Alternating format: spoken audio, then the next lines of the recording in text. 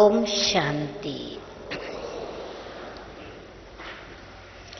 दादी जानकी जी से एक लेसन तो हम सब ने बहुत अच्छी तरह से दिल से स्वीकार किया, धारणा की है ना।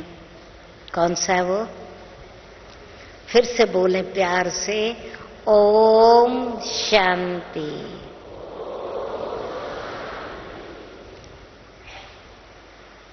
एक बारी और भी बोले, ओम शांति।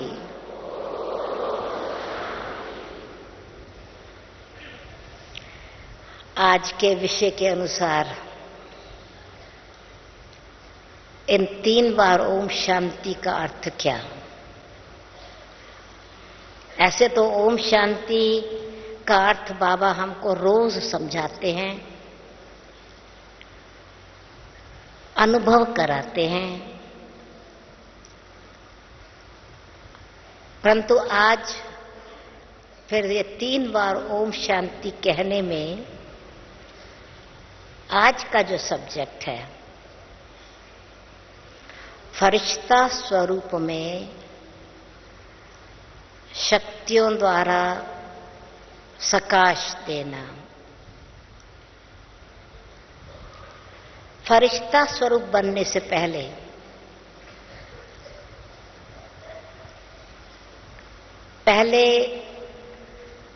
अपने आत्मिक स्वरूप में स्थित होना।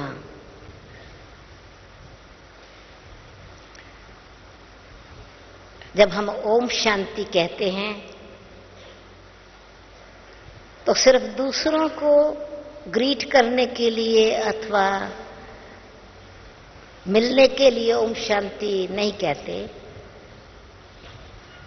रस्म रिवाज की ओम शांति नहीं है, अभी रहस्य है ओम शांति।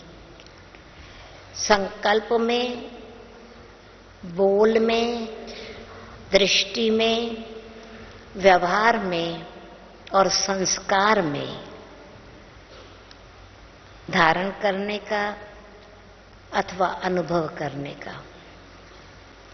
न केवल रहस्य पता है, पर अभी रस आता है। ओम शांति के रहस्य के साथ साथ ओम शांति के अनुभव के रस में डूब जाते हैं।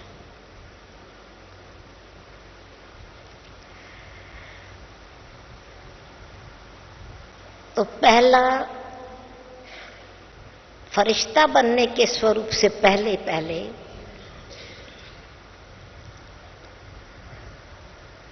हम अपने आप से आत्मिक स्थिति में स्थित होना। ओम मैं आत्मा न केवल शांत स्वरूप आत्मा हूं,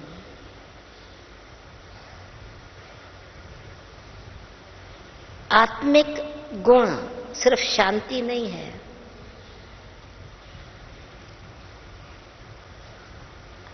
आत्मा का स्वरूप शांत के साथ साथ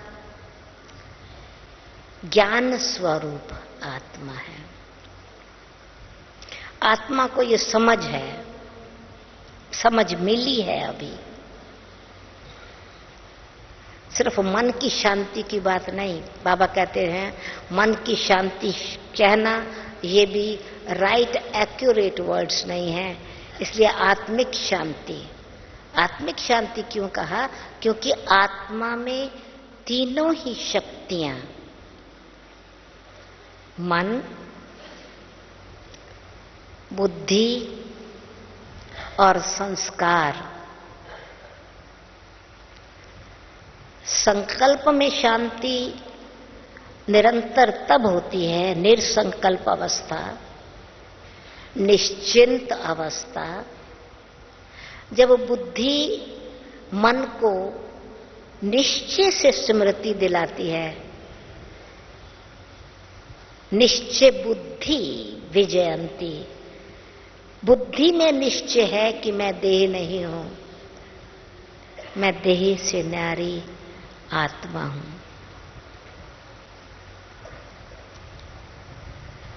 तो पहले पहले हमारा अपने आप से रिश्ता जुड़ता है। देह का रिश्ता पहले देह से रिश्ता था। मैं आत्मा मेरे में ज्यादा बंधी हुई थी। मेरा शरीर ना भी मैं भी कहा ना, तो मैं आत्मा स्वरूप में नहीं बंधा था बंधन। मैं होते हुए भी देह अभिमान का मैं होने के कारण मेरे का फेरा अथवा इस घेरे में ही आत्मा घिरी हुई थी।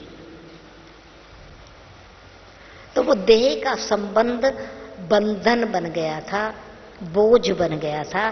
तो बंधन और बोझ वाले को फरिश्ता नहीं कहा जा सकता। न बंधन वाले को फरिश्ता कहेंगे, क्योंकि फरिश्ता देह तथा देह के संबंध से न्यारा है।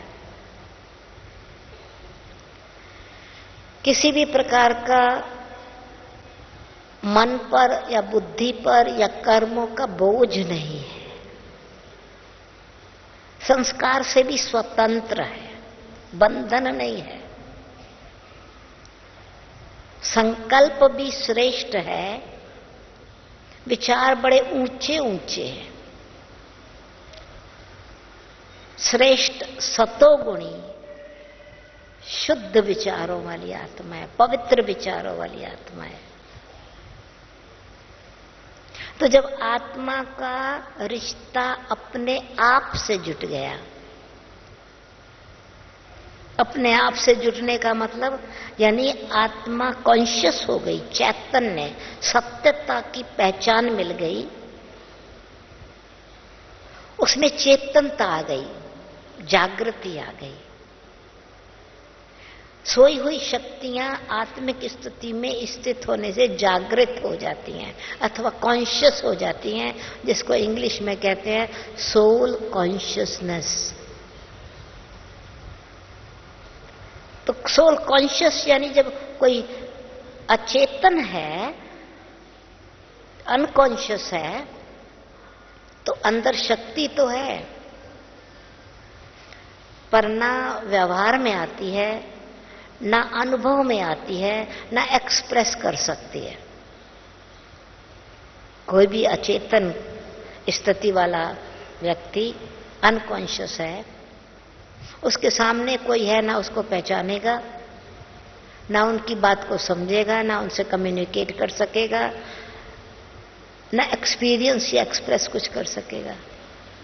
अंदर की फीलिंग एक्सप्रेस नहीं हो रही है क्योंकि अचेतन है।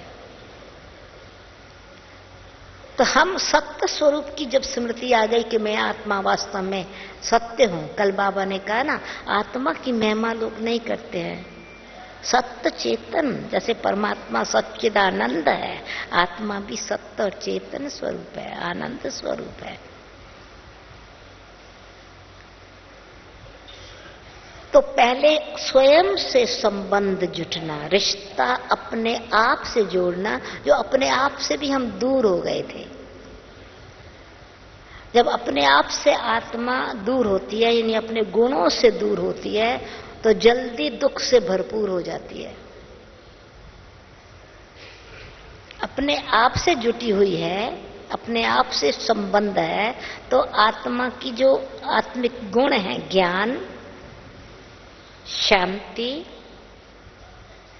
प्रेम, पवित्रता, आनंद, शक्ति, उसका स्वरूप बनी हुई है।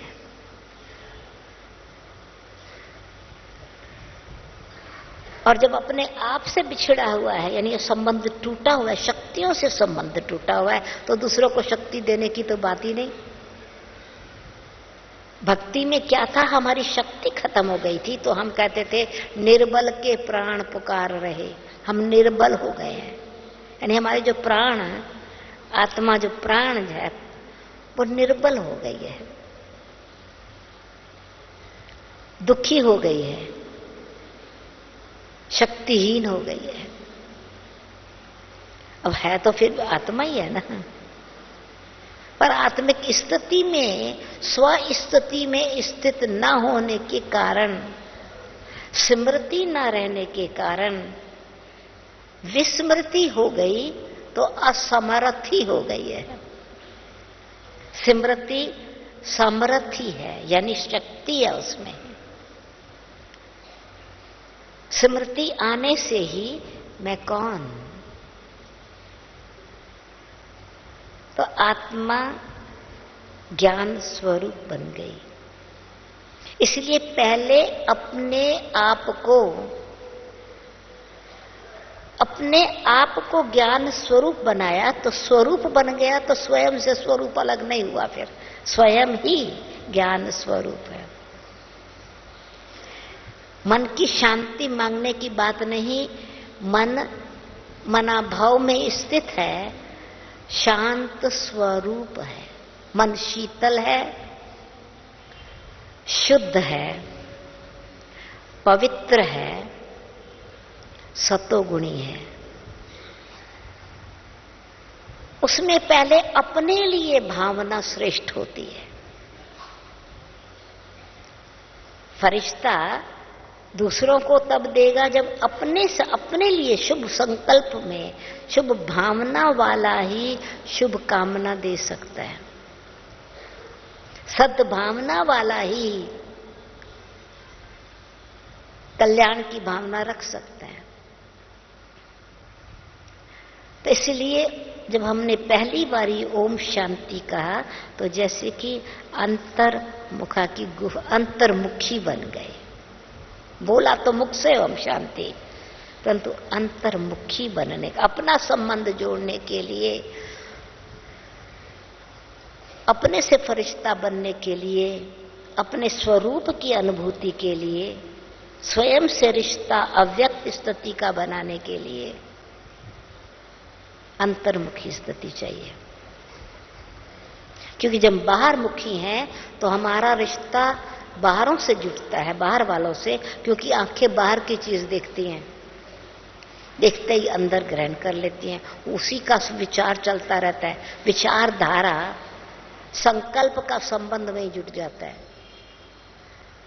आंखों ने कुछ देखा, वो दृश्य दूर चला गया तो भी आंख, बुद्धि की आंख बार बार देखती रहती है। मन का संकल्प वहां बार बार चलता रहता है। बाहर मुखता में कानों ने कुछ सुना, उस दुख की फीलिंग, वो कानों में शब्द बार बार गूंजते रहते हैं, उस व्यक्ति का चेहरा बार बार दिखाई पड़ता रहता है। मुख से कुछ कड़वा बोला, उसका दुख, पश्चाताप और वो दृश्य और व्यक्ति जिनके साथ संबंध जुटा है वो सामने बार बार आता रहेगा। तो बाहर मुखता के व्यवहार में बंधन है। मन बंध जाता है, बुद्धि का योग वहां जुट जाता है, संस्कार कमजोर व्यवहार में आते उसी तरह के दूसरे के प्रभाव में प्रभावित होकर के कमजोर बन जाते हैं। शक्ति नहीं रही जो उसको सहन कर सके। इसलिए अंतर्मुखी सदा सुखी। अंतर्मुखी अपने अंदर बाहर और कॉन्ट्रास्ट का अंतर दिखाई पड़ता है तो पहले प्रोटेक्टेड है, यानी सुरक्षित है। तो दूसरे को शक्ति देने से पहले अपनी शक्ति को संचित करता है। दूसरे को छुड़ाने से पहले, स्वतंत्र करने से पहले स्वयं स्वतंत्र हो जाते हैं। ये बंधन वाला दूसरे को मुक्त कैसे करेगा? पिंजरे में फंसा हुआ पंछी दूसरे पंछी को निकालेगा कैसे? इसलिए हम अंतर्मुखी स्थिति में, जैसे कि कल बाबा ने कहा, कल सुंदर गिफ्ट दी थी ना बाबा ने, सौगात दी थी, उस स्थिति से में स्थित होने से हम शक्तियों का सकाश बहुत सहज दे सकते हैं। कल जो गिफ्ट मिली वो सबके पास है ना? कल गिफ्ट मिली है ना सवेरे? जिनको कल गिफ्ट मिली है सवेरे वो हाथ उठाए। बाकियों को नहीं मिली। कल बाबा से जो गिफ्ट मिली, बाबा से गिफ्ट मिली थी कल सवेरे, यह लेके रख दी है। बाबा ने कल वरदान में लिफ्ट की गिफ्ट दी थी, रूहानी लिफ्ट की गिफ्ट। उसमें बाबा ने कहा था कि तुम उस गिफ्ट को यूज करो तो फिर जितना स्वस्थिति का बटन सेट करके जहां सैर करना चाहो, जहां जितनी देर रहना चाहो, उतनी देर रह करके उस शक्ति से भरपूर होकर के फिर नीचे आओ। याद आई वो गिफ्ट? जिनको ये गिफ्ट मिली थी कल सवेरे वो हाथ उठावे। मिली है ना, वो तो सबको मिली थी ना। तो आज का जो वरदान अथवा जो टॉपिक है,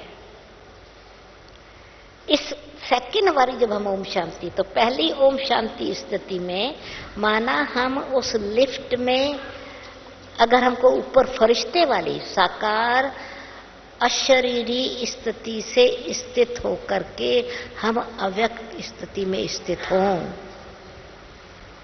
ब्राह्मण सो फरिश्ते वाली स्थिति में स्थित होकर के शक्तियों और सकाश का दान दे, तो ब्राह्मण सो फरिश्ता है ना।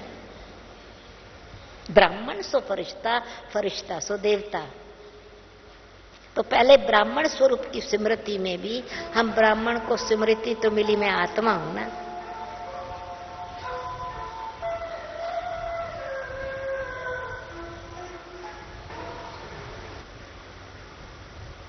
तो बाबा ने हम बच्चों को फरिश्ता स्वरूप में, फरिश्ता बनने से पहले ब्राह्मण हूं मैं, ब्रह्मा की संतान हूं। ब्राह्मण ब्रह्मा की संतान, शिव बाबा का पोतरा हूं, शिव बाबा का बच्चा हूं। तो आत्मिक स्थिति में स्थित होने से ही, ब्राह्मण बनने के बाद ही हमको ये क्लियर बुद्धि में समझ आ गई, ज्ञान मिलने से ही समझ में आया कि मैं आत्मा, परम पिता परमात्मा शिव की संतान, अशरीरी आत्मा हूं, विदेही हूं। तो शरीर में रहते हुए श्रेष्ठ कर्म करना है, गुण मूर्त बन करके, ज्ञान मूर्त, गुण मूर्त बन करके, ब्राह्मण बन के दान करना है। परंतु अपनी कर्म इंद्रियों में कर्म करते, कर्म बॉडी से ट्रस्टी होकर के रहना है। विदेहे अथवा अशरीरी अवस्था, तो जो शरीर से रिश्ता जो चेंज होने का मतलब, फरिश्ता बनने से पहले अपने से पवित्र नाता, पहले जो हमारे शरीर का हिसाब किताब था वो कर्म के हिसाब किताब से हमको ये शरीर मिला। अभी ब्राह्मण बने हैं तो हमको नया जन्म मिला है। जो नया जन्म मिला है, नया जीवन मिला है, तो कर्म के हिसाब किताब से नहीं मिला। ये ब्रह्मा मुख वंशावली हम ब्राह्मण हैं, ये पवित्र जन्म है। कर्म योगी जीवन, कर्म संबंध के लिए, श्रेष्ठ कर्म करने के लिए कर्म इंद्रियां हैं। नया जन्म ब्राह्मण जन्म, इसलिए दो जन्म, दोबारा जन्म हुआ है। जीते जी मर जीवा जन्म है, तो संबंध बदल गया ना। हमारा अपना संबंध अपने देह से बदल गया, तो अभी देह तो है, हम विदेह होके रहते हैं। तो तब शक्ति इकट्ठी होगी, नहीं तो शक्ति किसको दें? खुद ही निर्बल है तो दूसरे को शक्ति कैसे देंगे? खुद ही दुखी है तो सुखी किसको कैसे बनाएंगे? अशांति है तो शांति कैसे देंगे? तो इसीलिए पहले जब संबंध अभी हमारा जुटा अपने शरीर से, नया संबंध कर्मयोगी ब्राह्मण जीवन का संबंध इन कर्म इंद्रियों से भी बदल गया। पहले ये आंखें धोखा देने वाली क्रिमिनल बन जाती थी, अभी तीसरे नेत्र से इन आंखों से देखते हैं। आंखें तो वही हैं, पर संबंध बदल गया। यानी इनको यूज करने वाली मैं मालिक दूसरे संबंध से देख रहे हैं। बाबा की दृष्टि में, रूहानियत में इतनी शक्ति, जैसे दृष्टि से जैसे इंजेक्शन लग जाता है, नजर से निहाल करने वाली दृष्टि। दादियों की दृष्टि, दृष्टि तो वही है, आंखें तो वही हैं। दृष्टि में शक्ति क्यों है कि देखने वाली आत्मा का अभी अपनी आंखों से रिश्ता बदल गया। अब त्रिनेत्री होकर के देख रहे हैं, त्रिकालदर्शी होकर के दृश्य को देख रहे हैं, स्तुति को देख रहे हैं। तो अपनी कर्म इंद्रियों से और ज्ञान इंद्रियों से अब ये हमारा संबंध अथवा रिश्ता बदल गया। ऊंची स्टेज फरिश्ता बनने से पहले अपने से रिश्ता बनने का मतलब, पहले तो मैं देह से न्यारी आत्मा अशरीरी हूं। अशरीरी हूं तो कर्म की मालिक हूं, विदेह हूं। अशरीरी यानी शरीर की जो पहले ज्ञान इंद्रियां अट्रैक्ट करती थी, उसमें आकर्षण अभी नहीं है। दुनिया और देह का अथवा देह की वस्तुओं का आकर्षण नहीं है। अब भी साक्षी होकर के सब चीज देखते हैं, डिटैच्ड होकर के सब कुछ देखते हैं, न्यारा होकर के देखते हैं। तभी किसको प्यार दे सकते हैं। न्यारा होकर के नहीं देखा तो मोह जुट जाएगा। देखेंगे तो सही, या तो दुख लेंगे, या मोहवश किसको देखेंगे तो दुख देंगे, बंधन बन जाएगा। इसलिए अब संबंध दृष्टि में वही कान जो हैं बाबा के महावाक्य कानों में गूंज रहे हैं, तो दूसरे की बात का अपमान महसूस नहीं होगा। मान, अपमान, निंदा, स्तुति, लाभ, हानि, जय, पराजय में समान रहने से राजा बन के रहते हैं, कर्म इंद्रियों का विदेह बन के रहते हैं। जिसके लिए की कहानी है कि राजा जनक राजाई होते हुए भी विदेह बन के रहता था, यानी अशरीरी बन करके रहना। इसको कहेंगे आत्माभिमानी स्थिति। ये जो बाबा कहते हैं मुझे याद करो, तो अपने को आत्मा निश्चय करके मुझे याद करो। बाबा कई रोज मूल्यों में बाबा यही कह रहे हैं, आत्मा निश्चय करके बच्चे बाबा को याद करो। तो आत्मा निश्चय कहा तो आत्मा के जो मन बुद्धि संस्कार हैं, तो आत्मनिश्चय में तो शुद्ध मन है, पवित्र बुद्धि, दिव्य बुद्धि है, और दैवी संस्कार ईश्वरीय संस्कार है। शुद्ध मन है, पॉजिटिव मन है, दिव्य बुद्धि है, श्रेष्ठ दैवी संस्कार, कल्याणकारी संस्कार है। फिर उसमें हम आत्मा इन कर्म इंद्रिय से जो भी देख रही हैं, तो हमारे पास जैसे जनक के पास ये था, उसका दीवा सदा जगा रहे। क्यों विदेह बन के रहता था? दीवा बुझ न जावे। तो हमको बाबा आत्मिक दीवे की ज्योत जगा रहे हैं, रोज ज्ञान घृत डाल रहे हैं। हमको अपने आप ज्ञान डालने की मेहनत नहीं करनी पड़ती, बाबा ज्ञान घृत डाल रहे हैं। पर हमको, और साथ साथ जनक को नशा था, राजा जनक को कटोरा सदा भरा रहे दूध का, वो खाली ना होवे, एक बूंद भी गिरे नहीं, वेस्ट न जावे। तो जो बाबा से हमको वर्षे की प्राप्ति है, वरदान की प्राप्ति है, वो सदा भरपूर रहे। मृत्यु सदा याद है, अंत समय भी याद है, दीवा सदा जगा हुआ है, भविष्य भी याद है भरपूरता का। तो कर्म इंद्रियों से रहते हुए कर्म योगी बन करके रहे, तो वो योग से शक्ति इकट्ठी किया, श्रेष्ठ कर्म से खुशी इकट्ठी की, सेल्फ रेस्पेक्ट इकट्ठा किया। ब्राह्मण जीवन में ही बाबा जब ज्ञान दे देता है, तो हम दान दूसरे को तब देंगे जब हमारे पास धन इकट्ठा है। तो ज्ञान मिलते ही हम अनाथ से सनाथ बन गए। पहले अनाथ थे, ऑर्फन्स थे, अभी विश्व की बादशाही देने वाला बाबा मिल गया, अनाथ नहीं सनाथ हो गए। पहले निर्धन के थे, निर्धन थे, अभी ज्ञान धन से, गुणों के धन से, शक्तियों के धन से धनवान बन गए। पहले नास्तिक थे, भक्त थे पर नास्तिक थे, अभी आस्तिक बन गए। योग जुट गया, शक्तिशाली बन गए हैं। तो ज्ञान में, ज्ञान का बल मिला तो हमको, हम आस्तिक से, नास्तिक से आस्तिक बन गए, निधनके से धनवान बन गए, ऑर्फन से सनाथ बन गए। योग की शक्ति, योग लगा, शक्ति मिल गई। ब्राह्मण माना चारों ही सब्जेक्ट से संपन्न पहले बने ना, तब तो दान दे सकेगा फरिश्ता बन के।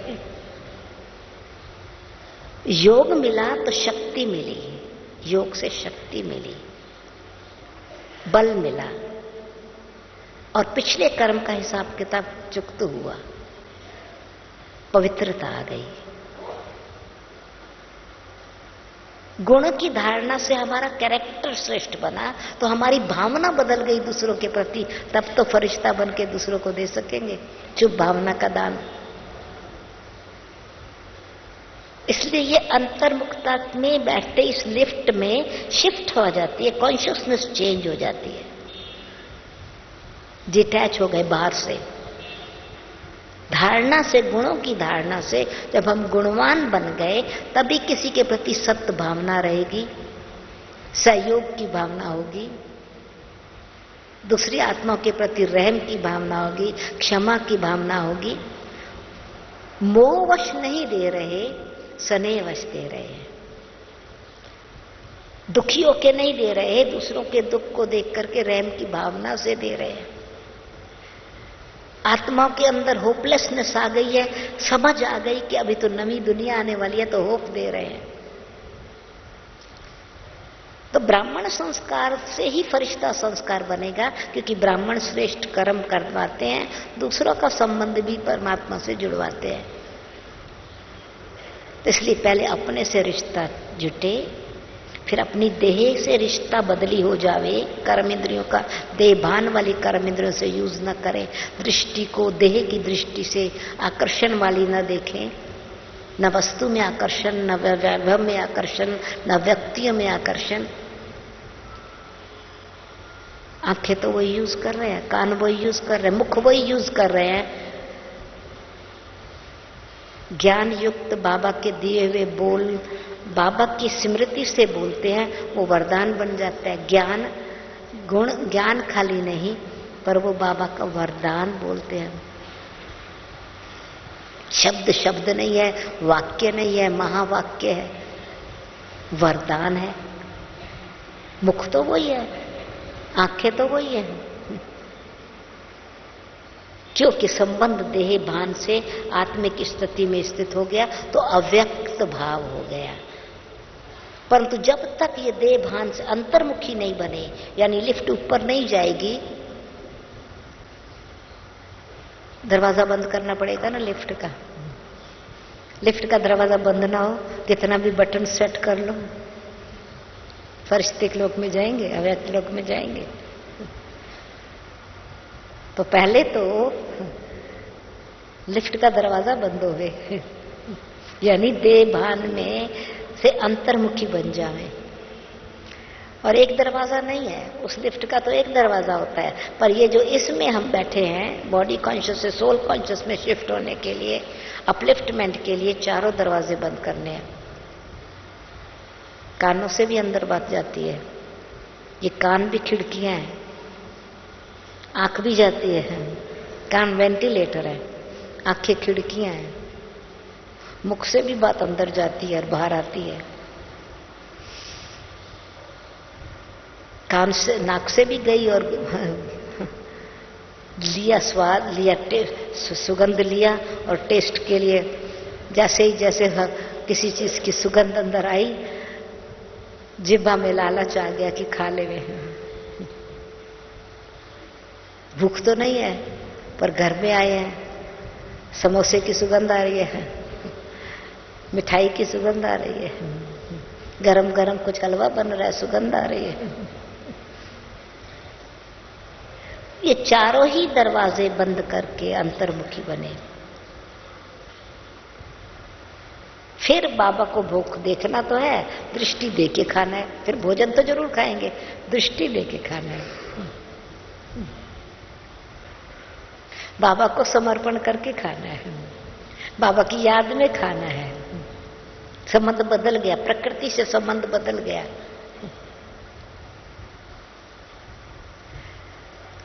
तो इसलिए फिर पहले जो है वो भूखवश खा रहे थे, खाना खा रहे थे, अभी शरीर को भोग खिला रहे हैं। पहले भोजन खा रहे थे, अभी ब्रह्म भोजन खिला रहे हैं। तो दूसरे को सकाश देने से पहले तो अपने आप को शक्ति सकाश सहयोग देना है ना। उससे जितना जितना हम इस अपने प्रति हमारी भावना चेंज होती चली जाती है, भरपूर होते चले जाते हैं, उतना उतना फिर इस स्थिति से, इस विदेह स्थिति से, अशरीरी स्थिति से ऊपर अव्यक्त बन जाते हैं। अव्यक्त फरिश्ता कहा जाता है। व्यक्तियों की तरह बोलना, व्यक्तियों की तरह देखना, व्यक्तियों की तरह मोहवश या लोभवश कोई चीज में व्यवहार में आना, मतलब न्यारा हो गए, अभाव, ऊंचे, कर्म करते कर्म योगी परंतु कर्मातीत स्थिति के नजदीक पहुंचे।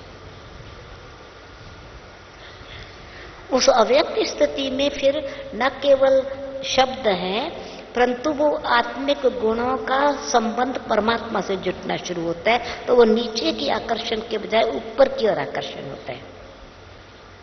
यहाँ की ग्रेविटी खत्म हो गई। परमात्मा प्रेम में जो हमारी मन की तार जुटी, पतंग ऊपर उड़ने लगी, ऊपर से खींच होती है। देह भान से न्यारे होने में पहले मेहनत है, देह खींचती है, उससे न्यारे होने की मेहनत करते हैं। और जब आत्मिक स्थिति में स्थित हुए, प्रेम स्वरूप हुए, तो बाबा का प्रेम खींच रहा है, बाबा का प्रेम खींच रहा है ऊपर। बाबा ने समझ दी शांति धाम का और अव्यक्त वतन की पवित्रता, अव्यक्त वतन की शांति, अव्यक्त वतन का प्रेम, वो ऊपर जैसे बुला रहा है, वो मैग्नेटिक पुल जैसे ऊपर की।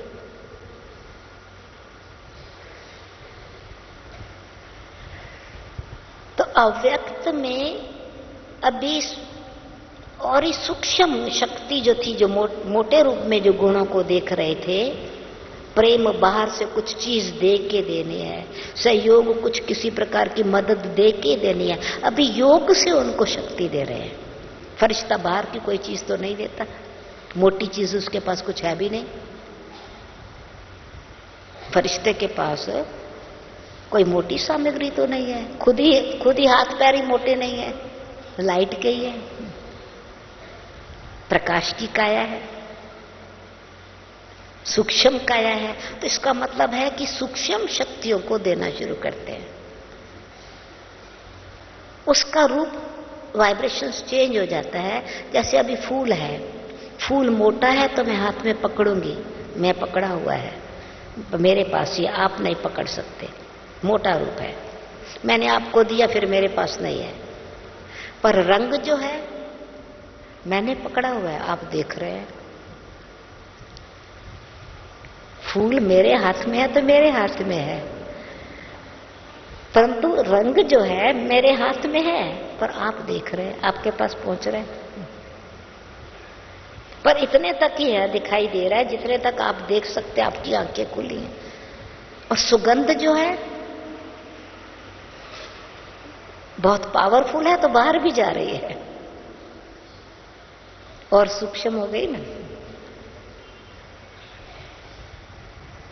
पत्ते पंखड़ियां मोटा रूप है, रंग उससे सूक्ष्म रूप है, सुगंध उससे भी सूक्ष्म रूप है।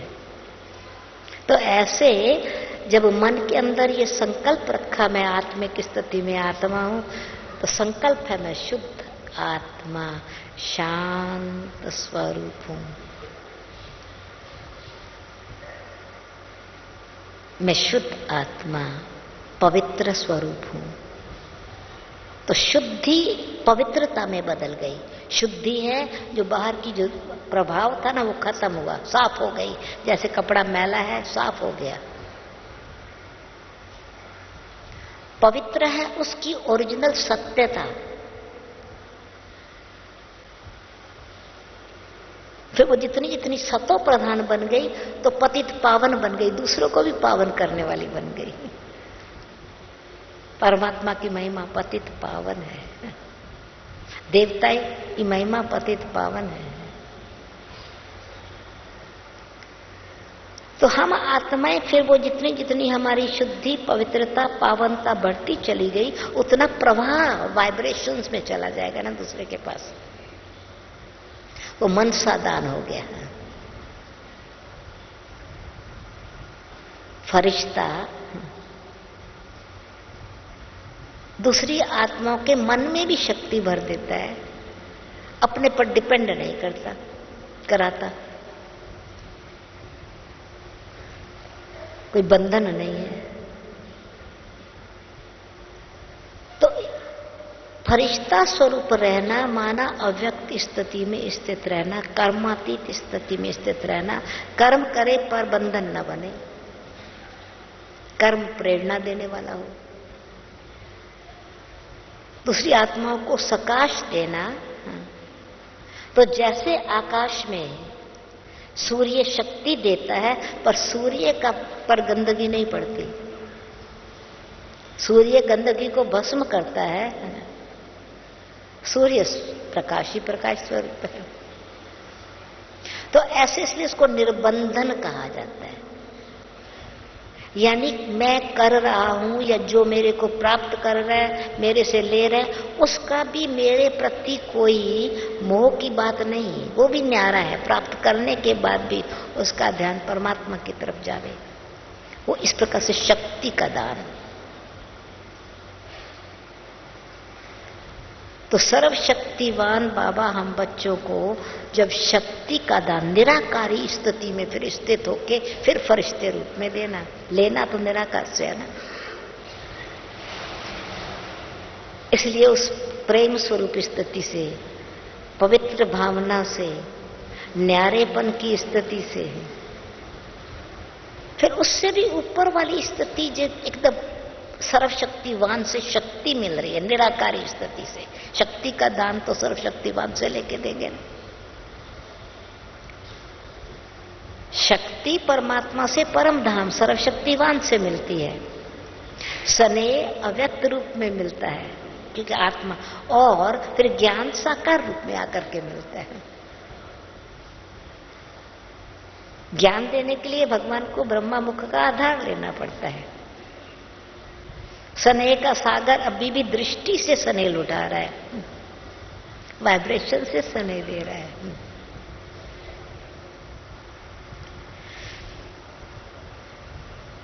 तो दूसरी आत्मा को हम शक्ति अगर देनी है, किसी भी प्रकार की शक्ति है, चाहिए 9 शक्तियां देवें, सहन शक्ति है, समाने की शक्ति है, समेटने की शक्ति है, परखने की शक्ति है, परंतु वो शक्ति भी उनको तब मिलेगी जब मेरे में पहली जो अपनी आत्मिक शक्तियां हैं, उन शक्तियों से मैं उन आत्मा को आत्मिक शक्ति देती हूं।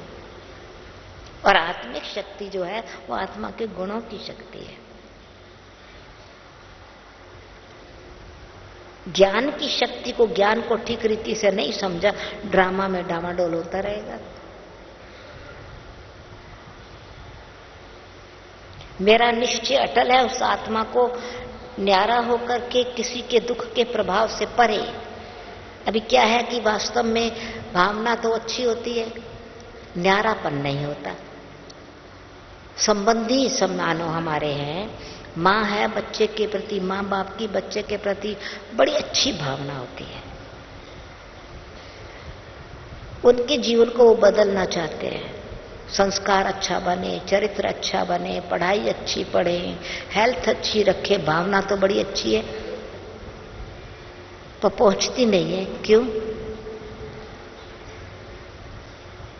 रिश्ता देह का रिश्ता है, इसलिए पहुंचती नहीं है। मोह का बीच में ब्लॉक कर देता है।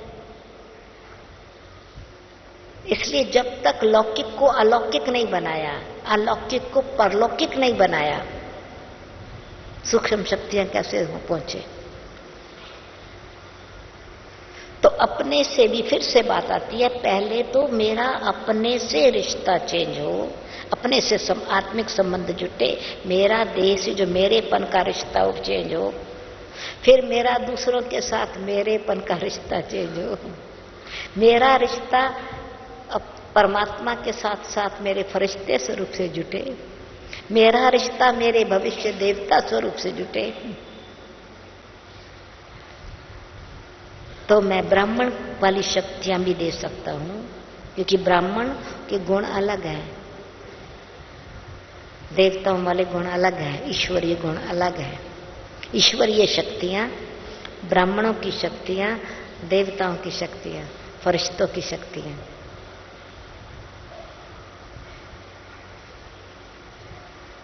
हम ब्राह्मणों को बाबा ने आत्मिक शक्तियां दी हैं। ज्ञान की शक्ति ब्राह्मणों के पास है, देवताओं को ज्ञान देने की जरूरत नहीं, न देवता ज्ञान देते हैं। योग की शक्ति ब्राह्मणों को है, देवता योग नहीं सिखाते, योग की शक्ति देवता नहीं देते हैं। सतयुग में न सहयोग लेने की जरूरत है, न सहयोग देने की जरूरत है।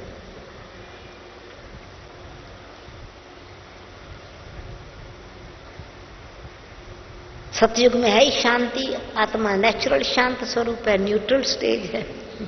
अभी मनुष्य आत्मा को अशांति को शांति देने की जरूरत है। तो ज्ञान की शक्ति, प्रेम की शक्ति, पवित्रता की शक्ति, आनंद की शक्ति, ये तो संगम पर हम जब आत्मिक स्थिति में स्थित होके परमात्मा बाप से संबंध जोड़ के हमारा रिश्ता भी बदल गया। अभी हम मंगता नहीं है, अधिकारी बन करके बैठे हैं परमात्मा के साथ, भिखारी बन करके नहीं, लिया और दिया। दाता के बच्चे दाता बन करके बैठे, अधिकारी बन करके बैठे, तो भगवान से भी रिश्ता बदल गया, अपने आप से बदला, प्रकृति से बदला, दे तथा दे के संबंधों से बदला। परमात्मा से रिश्ता भी अभी दूसरा हो गया, भिखारी वाला नहीं, विश्व अधिकारी हूं, बाबा की सर्व शक्तियों का मालिक हूं, कल्याणकारी हूं, दुख हरता सुख करता हूं, वरदाता का बच्चा वरदानी मूर्त हूं। तो ये जितना जितना इस स्वरूप में हम स्थित होते जाते, तो ज्ञानी बन करके भी ज्ञान का भी दान देते, योगी बन के शक्ति का दान देते हैं, गुणवान बन करके दूसरी आत्मा को देवता स्वरूप में अभी स्थित होकर के भविष्य को भी प्रेजेंट लाके, जैसे कल बाबा ने कहा, आज ही कहा ना कि फ्यूचर फिर प्रेजेंट हो जाएगा, पर अभी भी प्रेजेंट बनाते हैं ना, जो फ्यूचर में हमारे देवताई गुण हैं, नेचुरल हर्षित मुक्ता, नेचुरल आनंद स्वरूप, नेचुरल सुख स्वरूप। ज्ञान की अभ्यास की बात नहीं, ज्ञान स्वरूप बन जाते हैं ना।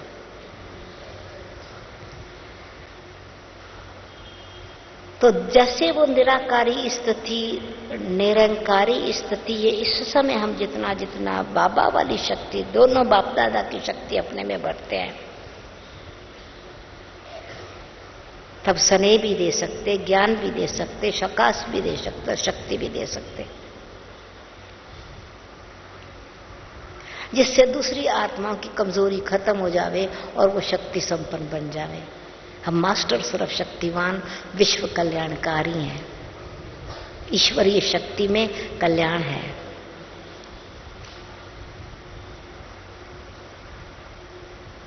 तो बाबा के बच्चे हम दुख हरता सुख करता है, वो दो शक्तियां इकट्ठी हैं, हरने वाली भी है, दुख हर करके सुख भरने वाली है।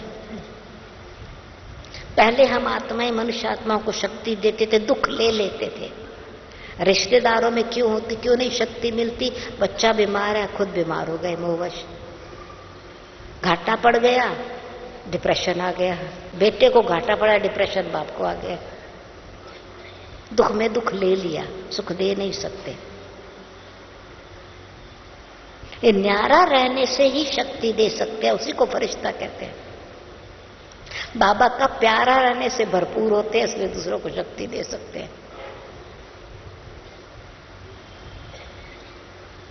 तो इसीलिए बार बार ये अभ्यास, पहली लिफ्ट में बैठे हैं, ब्राह्मण बैठे हैं तो अंदर घुसे हैं लिफ्ट में, अपलिफ्ट हो रहे हैं, फरिश्ते रूप में स्थित है तो कॉन्शियसनेस चेंज हो गई, अव्यक्त बन गए, अशरीरी बन करके अव्यक्त बन गए, फरिश्ता बन गए।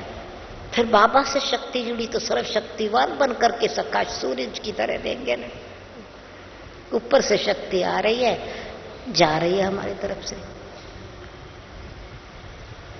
बंधन नहीं मिलता, रिटर्न की कोई इच्छा नहीं होती, महिमा की कोई इच्छा नहीं है। इसलिए बाबा ने कहा कोई भी कार्य अगर करते हो, आज कहा तो सेवा में साथियों को याद नहीं करो, पहले बाबा को साथ करो, साथ रखो। बाबा सर्वशक्तिवान को साथ, तो सर्वशक्तिवान की शक्ति लेकर के शक्तियों का दान दे रहे हैं।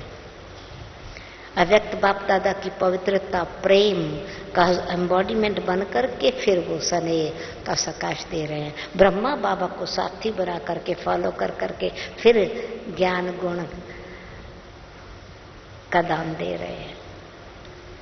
तो ज्ञानित भी बनेंगे, न्यारा भी बनेंगे, प्यारा भी बनेंगे, शक्तिशाली बन करके रहेंगे तो फिर सकाश दे सकेंगे।